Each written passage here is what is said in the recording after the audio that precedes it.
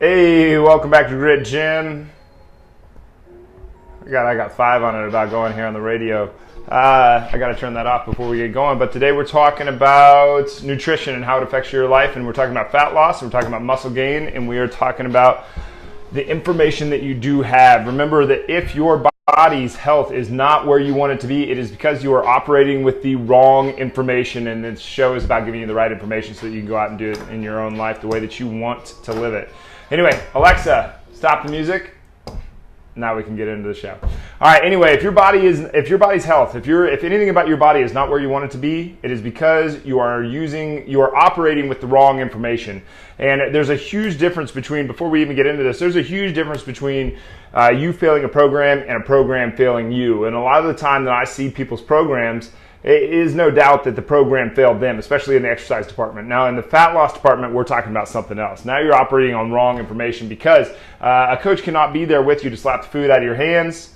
A coach can only tell you what to do and point you in the right direction, and then you have to do the work. It's extremely important. When we were at that conference, all the coaches that got up, and the conference that Rach and I went to was how to be a better coach, how to communicate better, and how to run more efficiently in your programs. And I can't tell you how many of the coaches, and this drives me nuts when this happens, when coaches do this, but they say that they got the result for their client. No, you didn't. No coach has ever gotten a result for one of their athletes, for one of their lifters, for one of their clients, for one of their anything. No coach does it. The person doing the action gets it. So there's a huge difference between you failing a program and a program failing you. And if your body's health is not where you want it to be, if your fat loss, if your joints, if your anything about your body is not where you want it to be, it is because you are operating with the wrong information. And today, it's probably going to be a little bit of a short one because I got to get going. But 3 big things to take into consideration is that your body type is going to say a lot about how you should eat. Part of the reason that we are shaped the way we are shaped, whether you're tall, short, fat, skinny, muscular, is how your genetics have responded to the food that you have been given, that they have been given, right? So we have to take that into consideration, and different genetics are going to respond to different foods differently, right? So if you find it, so there's basically 3 different types. There's 2 ends of the spectrum that we're going to go to first. One is if you find it very easy to add fat to your body and find it very easy to add muscle to your body, you are an endomorph. If you find it very hard to add muscle to your body, but also very hard to add fat to your body, you are an ectomorph. The person in between is a mesomorph, and they're just in between. They kind of do both. I'm a very classic mesomorph.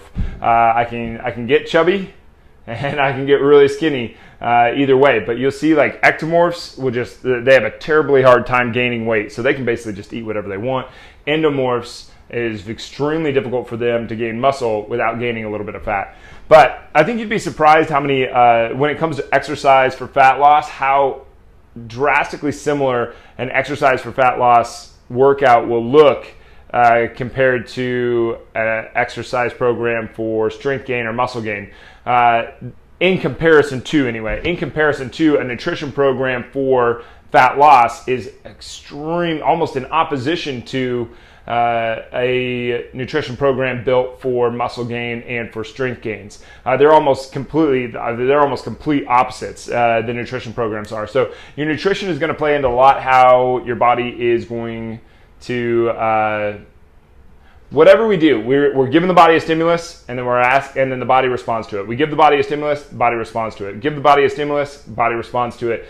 So you always get a result. No matter what, you always get a result. But the stimulus that we give it, we're going to look for the response that it decided to give, and then we're going to like, okay, well, that works, so we do more of that, or that didn't work, so we're going to X that out. So it's a constant game of upping the ante little by little. So if you're a person that puts on fat very easy and puts on muscle very easy, you're probably going to do really well with that very low carb, very high protein, high fat diet. That's probably going to work a lot better for you. So like an Atkins, a paleo, a keto. I think that's a lot of the reason that you're seeing a lot of these successful things, because they're like the next, they're like a new thing. You know, it's like, oh, it's new and it's different and it's shiny, so let's go try this thing out. And so that's sort of part of the reason. Also, if you're on this like low carb diet, you're taking away a complete macronutrient group, so it's very easy to drop your caloric intake, which makes them very very easy to do.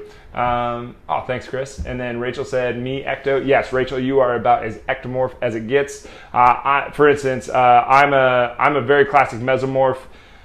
Let's see, Eric at the gym. Eric that is usually on Thursdays. He's a classic ectomorph, but he's like a big dude, right? So like, why would we say that he's a classic ectomorph? Because I know him a little bit and I get it. So the way that you're shaped isn't necessarily like, just because you're an endomorph doesn't mean you're this big fat blob.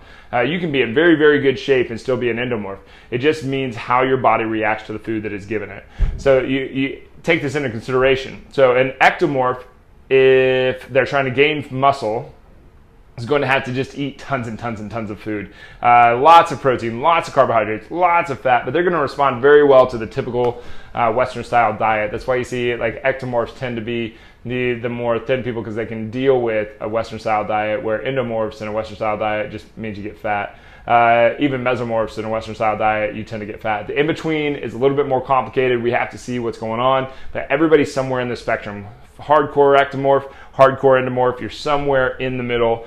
Regardless of where you are, you have to take into consideration that whatever you're going for, you're going to create a stimulus and then your body's going to respond. So we got to make sure that that stimulus is right for you. And this is part of the reason I say that there's a huge difference between you failing a program failing you, because you could have been on the wrong program the whole time. If you go into, if you're a, I don't even want to make that connection because I don't want to talk about veganism.